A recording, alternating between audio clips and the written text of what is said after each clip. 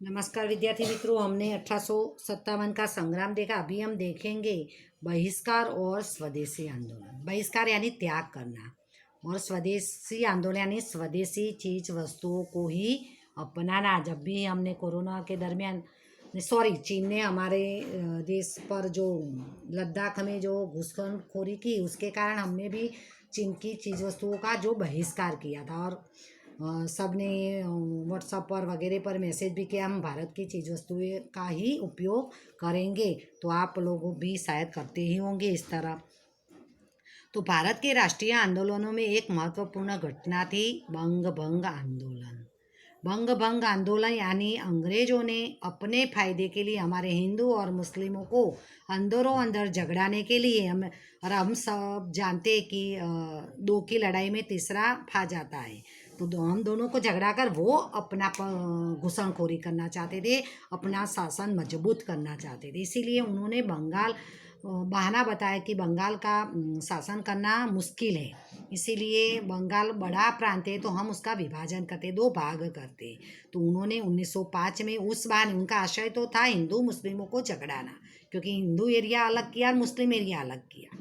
और कारण बताया कि बंगाल बड़ा प्रांत है तो शासन करना मुश्किल है। इस बहाना ऐसा बताया कर उन्होंने बंगाल का विभाजन किया 1905 में।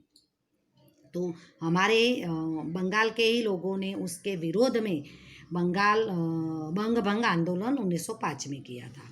और वो आंदोलन के साथ साथ उन्होंने बहिष्कार और स्वदेशी आंदोलन भी किया। बहिष्कार यानी विदेश की चीज़ों की, इंग्लैंड की जो भी चीज़ें थी उनका उन्होंने बहिष्कार किया, त्याग किया विदेशी चीज़ वस्तुओं का। और स्वदेशी आंदोलन यानी हमारे देश में बनती चीज़ वस्तुओं को लोगों ने अपनाया और वो विदेशी चीज़ वस्तुओं को एक साथ जमा करके उसकी होली जला दिया और अपने ही देश में उस समय जो चीज़ें बनती थी उनको अपनाया। अंग्रेजों की कूटनीति के परिणाम स्वरूप फूट डालो और राज करो की नीति के कारण बहिष्कार और स्वदेशी आंदोलन को गति मिली।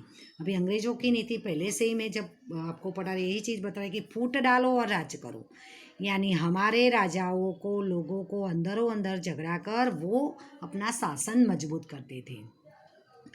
और बहिष्कार और स्वदेशी आंदोलन उसके कारण हमारे देश के लोग भी अभी जागरूक हो चुके थे। उनको भी पता चल गया था कि अंग्रेज हमारे देश में व्यापार करने आए और हमारे पर ही वो शासन करने लगे और अत्याचार करने लगे। हमें अभी उनको भारत में से निकाल देना चाहिए। तो उसके कारण उन्होंने विदेशी चीज़ वस्तुओं का बहिष्कार किया, स्वदेशी आंदोलन को गति दी। ब्रिटिश शासन के समय बंगाल सबसे बड़ा प्रांत था। बंगाल एक बड़ा प्रांत था। इस समय बिहार, उड़ीसा भी उसी में ही आ जाते थे।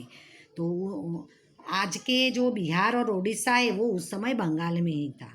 और भारत के अन्य प्रदेशों की अपेक्षा बंगाल राष्ट्रीय चेतना का केंद्र बिंदु था। राष्ट्रीय चेतना यानी देश प्रेम की भावना उस समय भारत के अन्य राज्यों से बंगाल के लोगों में अधिक थी। राष्ट्रीय आंदोलन को वेग और विचार बंगाल से ही मिलता था। पूरे देश में राष्ट्रीय आंदोलन यानी पूरे देश में अंग्रेजों के खिलाफ जो आंदोलन होता था उसको जो वेग यानी गति है, वो आंदोलन को बढ़ावा है, तो वो बंगाल के लोगों से ही मिलता था, क्योंकि बंगाल के लोग ही उसको शुरू करते थे, अंग्रेजों के खिलाफ जो आंदोलन है। साथ ही 1857 के स्वतंत्रता संग्राम में हिंदू और मुस्लिम एक साथ अंग्रेजों के विरुद्ध लड़े थे। उस समय पूरा देश एक साथ अंग्रेजों के खिलाफ खड़ा हो गया था। इसलिए फूट डालो और राज करो नहीं, यानी हिंदू मुस्लिमों को अंदर अंदर झगड़ाओ, हमारे राजाओं को अंदर अंदर झगड़ा कर वो अंग्रेज अपने पैर घुसाते थे, अपना शासन बढ़ाते थे। और अंग्रेजों की कूटनीति द्वारा, कूटनीतियाँ हमने आगे जो देखी है कि डलहौजी की हड़प नीति है, वेलेस्ली की सहायकारी योजना है, बाद में कार्नवालिस की कायमी जमाबंदी है।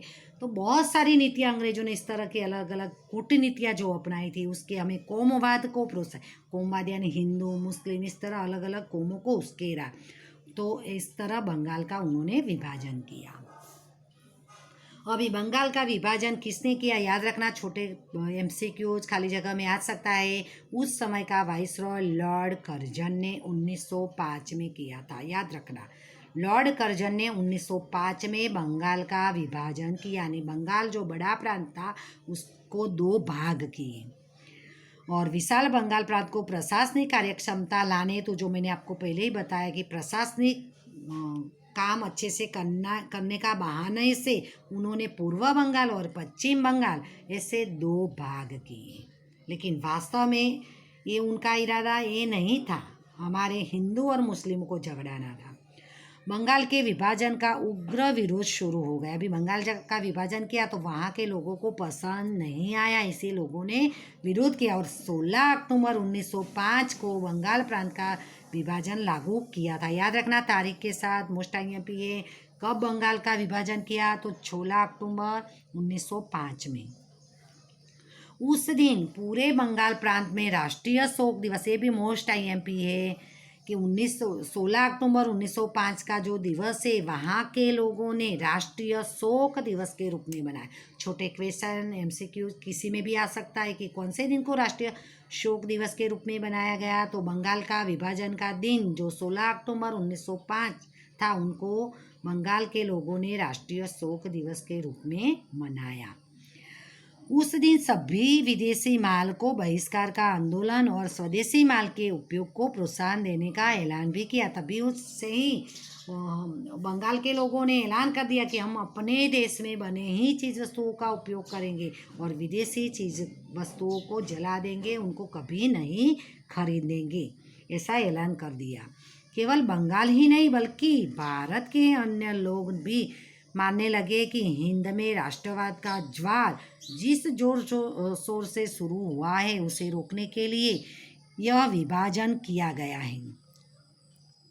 अभी बंगाल के लोग भी जानने लगे कि भारत के लोग भी जानने लगे कि भारत के देश के लोगों में जो राष्ट्रवाद का ज्वार, जैसे समुद्र में पूनम के दिन ज्वार आता है ना तो पानी दूर दूर जाता है, तो ये राष्ट्रवाद का ज्वार यानी देश प्रेम की भावना जो देश के सभी लोगों में जो शुरू हुई थी उसको दबाने के लिए, क्योंकि हिंदू मुस्लिम एक होकर अंग्रेजों के खिलाफ लड़ रहे थे, तो उनको रोकने के लिए अंग्रेजों ने बंगाल का विभाजन किया।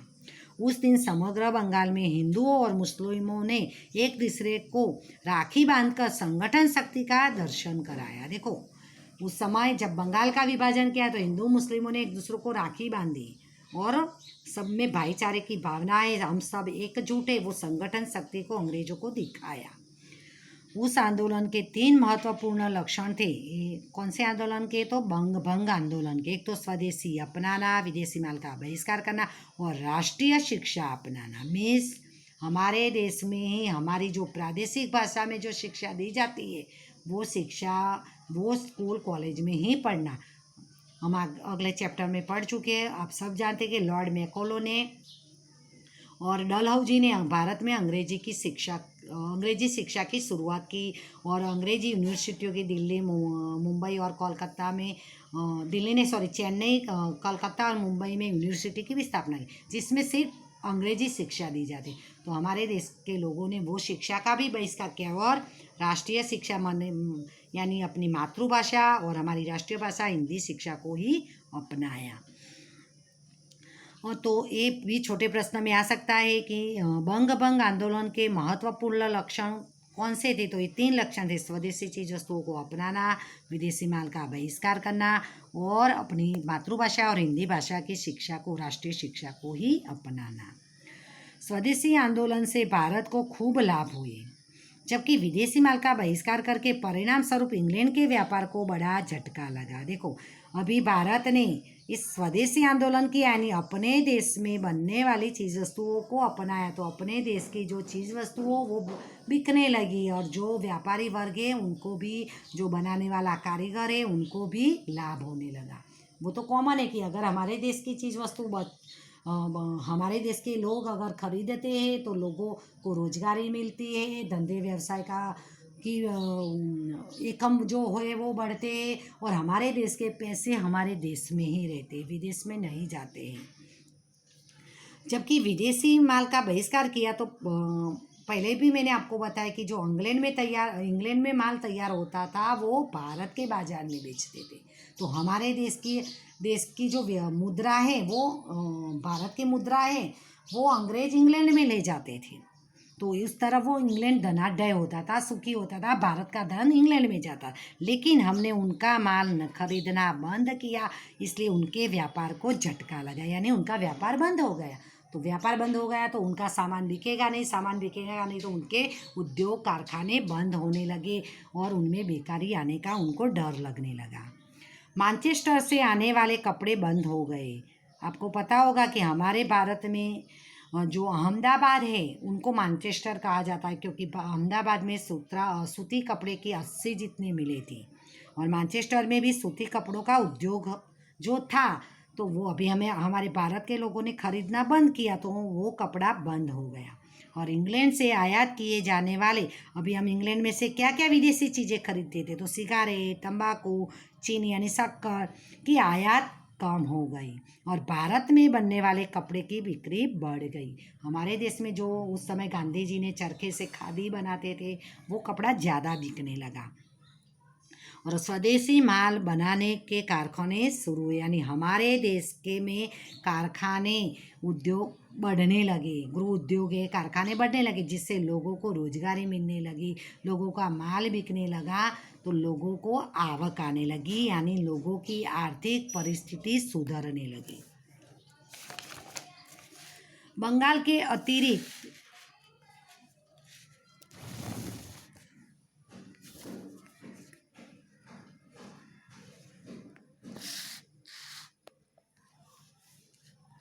अभी बंगाल के अतिरिक्त हिंद के अन्य प्रदेश, पंजाब है, उत्तर प्रदेश, मध्य प्रदेश, मुंबई, मद्रास आदि प्रांतों पे में संघर्ष का प्रभाव पड़ा, यानी ये भी बंगाल में जो अंग्रेज़ों के खिलाफ जो आंदोलन किया, वो आंदोलन की असर भारत के अन्य प्रदेशों में, अन्य राज्यों में भी पड़ी।